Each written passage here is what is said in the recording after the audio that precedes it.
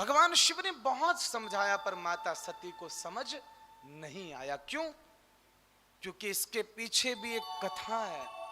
कथा ऐसी है कि एक बार भोलेनाथ और माता सती वृषभ पर आरूढ़ होकर के, नंदी पर आरूढ़ होकर के त्रेता युग में घूम रहे थे।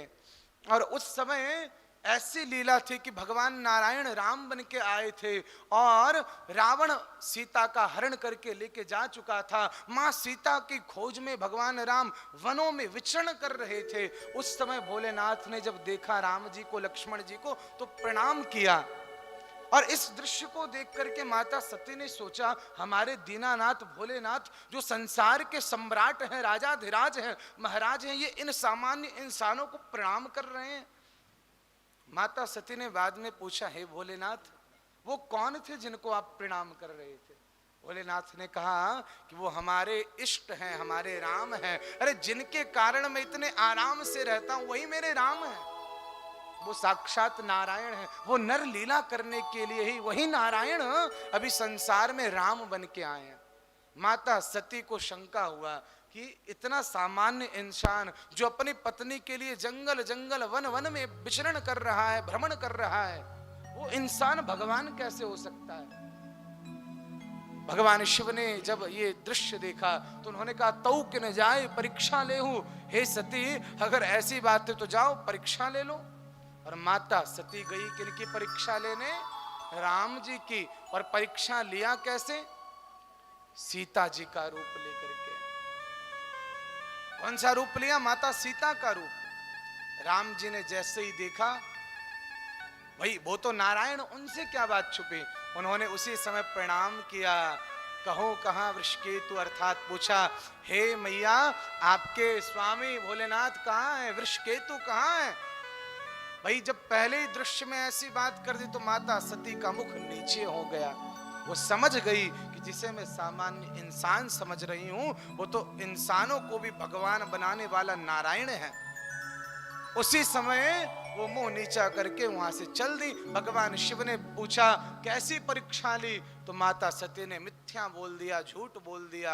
उन्होंने कहा, मैंने कोई परीक्षा नहीं ली। लेकिन भगवान शिव ने उसी समय वट वृक्ष के नीचे ध्यान लगाया और सारा जो दृश्य था वो उस ध्यानावस्था में वो समझ गए। और मन ही मन उन्होंने माता सती का त्याग कर दिया। क्यों किया? क्योंकि सती मैया ने माता सीता का रूप लिया और भगवान शिव माता सीता को तो पराम्बा जगदम्बा अपनी अधिष्ठात्री देवी मानते हैं। आज भगवान शिव ने सोचा, मेरी स्त्री, मेरी पत्नी सती ने मेरी अधिष्ठात्री देवी सीता का रूप लिया है, अब मैं सती के प्रति एक पत्नी का भाव नहीं रख सकता। इसीलिए उसी समय उन्होंने, भगवान शिव ने माता सती का परित्याग कर दिया। क्यों? क्योंकि भगवान शिव जानते हैं, होई है सोई जो राम रचि राखा, होई है सोई जो राम रचि राखा, होई है सोई जो राम रचि राखा, होई है सोई रखरासा, को करी तरक बढ़ा भई साखा, को करी तरक बढ़ा होई है सोई जो राम रचि राखा, होई है सोई जो राम रखरासा, होई है सोई जो राम रचि राखा, को करी तरक बढ़ावई साखा। अर्थात भगवान शिव समझ गए सब राम जी की इच्छा है, हर इच्छा बलवान। ऐसा सोच करके भगवान ध्यानावस्था में चले गए, समाधिस्थ की स्थिति में चले गए। तो ये दृश्य आपको समझ में आ गया। इसलिए आज भगवान शिव ने जो कैलाश पर माता सती को समझाने की चेष्टा की, क्योंकि उन्हें पता है कि अब सती चली तो जाएगी पर वापस नहीं आएगी, क्योंकि मैंने तो इसका परित्याग उसी समय कर दिया था। इसीलिए भगवान शिव ने बहुत समझाया पर वो समझ गए थे कि कितना भी समझा लूंगा, हरि इच्छा बलवान, राम जी की इच्छा है, इसलिए सती को कोई रोक नहीं सकता। इसकी मति की गति अभी बहुत तीव्र हो गई है, इसको कोई पकड़ नहीं सकता। भगवान शिव समझ गए और उसी समय उन्होंने अपने गणों के साथ माता सती को कहां भेज दिया? कनखल हरिद्वार में, जहां सती के पिता दक्ष प्रजापति ने विशाल यज्ञ करवाया था। लेकिन अब क्या हुआ? जैसे ही माता सती आई, कोई भी इनसे बोल नहीं रहा है। मानो दक्ष प्रजापति ने बड़े बड़े बैनर लगवा दिए हो, अनाउंसमेंट करवा दिया हो, प्रचार प्रसार करवा दिया हो कि कोई भी शिव का परिवार आ जाए, शिव आ जाए, उसकी तरफ देखना भी मत। शिव का कोई परिवार, शिव का कोई भी संबंधी आ जाए, उसको तुम लोग देखना भी मत, बात करना तो दूर की बात है। किसी ने नहीं देखा, पर एक ने देखा भी और गले भी लगा लिया। कौन? साधर भले ही मिले एक माता, साधर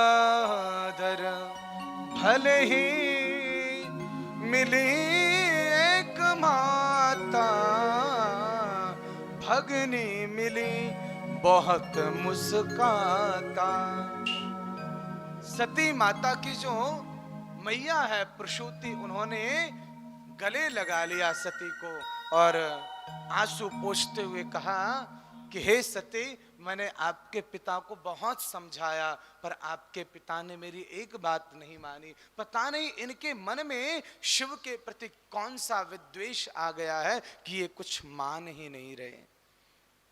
उसी समय भगनी मिली बहुत मुस्काता, माँ सती की बहनें आ गई और वो बड़ी हंस हंस के उनसे पूछ रही हैं, क्या बात है, हमारे जीजा जी नहीं आए? भाई आनंद ले रहे। जब हमारे पास कष्ट होता है ना, जब हम पीड़ित होते हैं, दुखी होते हैं, तो लोग मरहम नहीं लगाते, बल्कि चोट पे नमक छिड़कते हैं। इसलिए रही मन निज मन की व्यथा, मन ही राखो गोय।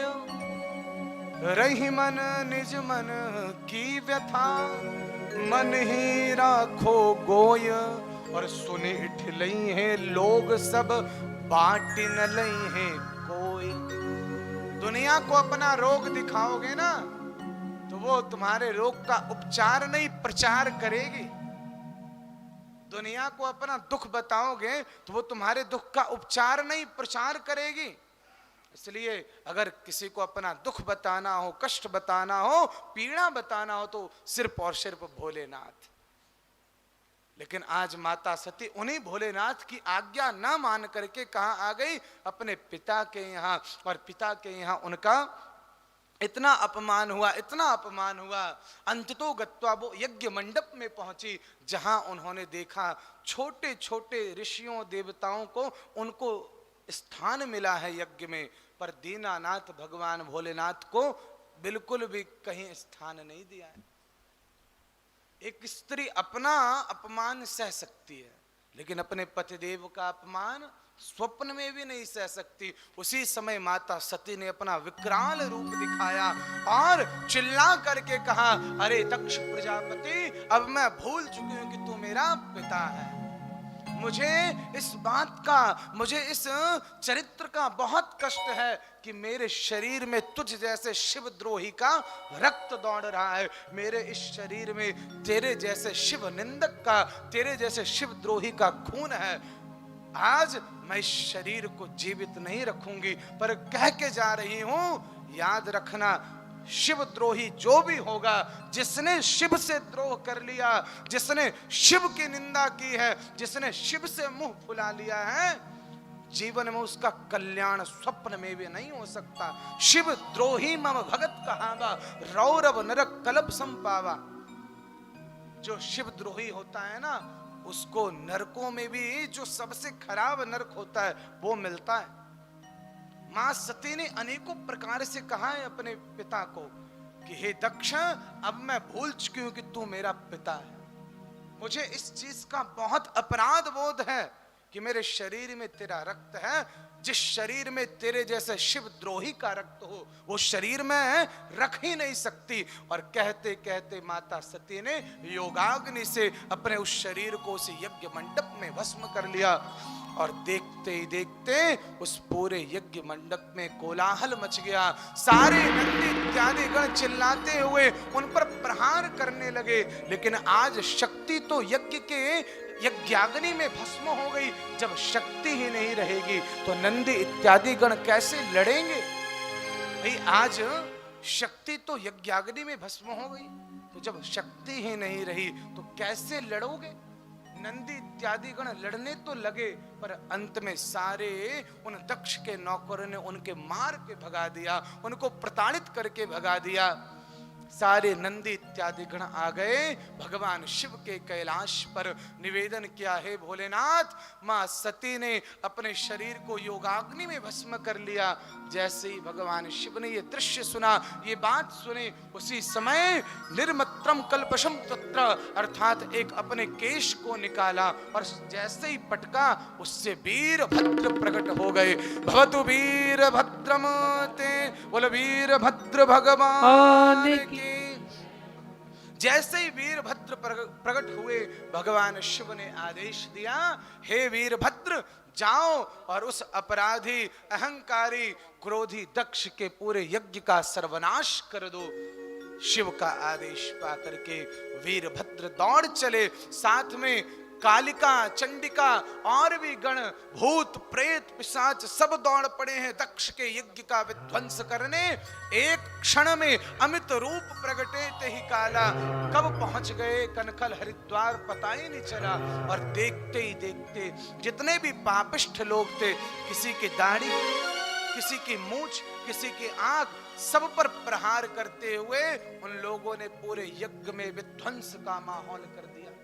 अंततो गत्वा जब वीरभद्र भगवान को दक्ष दिखाई दिया, उसी समय वीरभद्र भगवान ने एक हाथ से दक्ष के बाल पकड़े और दूसरे हाथ से उस दक्ष का गला काट करके उसी यज्ञाग्नि में स्वाहा कर दिया।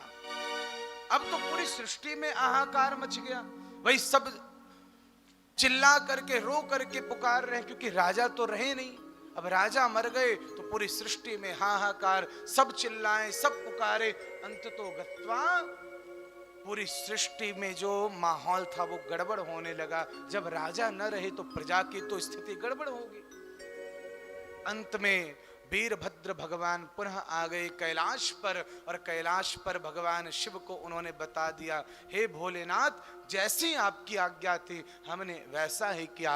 भगवान शिव ने कहा तथास्तु, और तथास्तु कह करके भगवान पुनः समाधि में चले गए।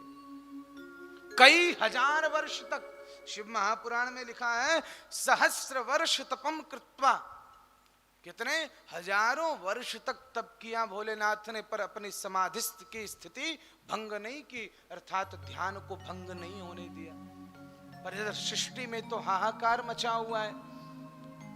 भगवान ब्रह्मा नारायण सब सोचने लगे कि बिना राजा के तो सृष्टि का पालन हो नहीं सकेगा। अंततो गत्वा ब्रह्मादिक, नारद इत्यादि सारे देवता नारायण भगवान के साथ भगवान शिव को मनाने कहां चले गए? कैलाश। कैलाश पर भगवान शिव को मनाने पहुंच गए सभी लोग।